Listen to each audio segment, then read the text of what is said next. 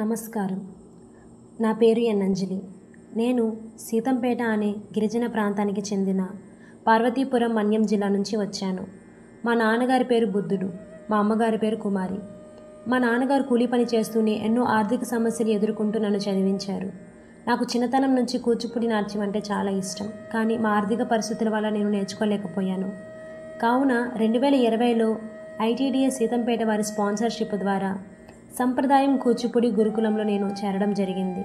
మా గురువుగారు శ్రీమతి స్వాతి సోమనాథ్ గారి వద్ద అనేక అంశాలు, సందేశాత్మక నృత్య రూపకాలు, కూచిపూడి యొక్క ప్రాముఖ్యతను గురించి నేను నేర్చుకున్నాను.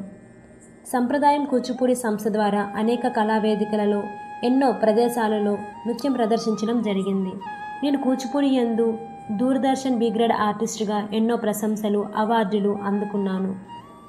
ఆనంద Brahma youth trust chairman doctor PS Gopalakrishna garu, సంప్రదాయం కూచిపూడి గురుకులం మరియు పైడా ఇంటర్నేషనల్ సంస్థ ద్వారా విదేశాలలో కూచిపూడి నృత్యం చేయడానికి నాకు ఆహ్వానం లభించింది. నేను ఆర్థికంగా వెనుకబడిన కుటుంబం నుంచి వచ్చి ప్రతిభగల కూచిపూడి కళాకారునిగా ఎదిగాను.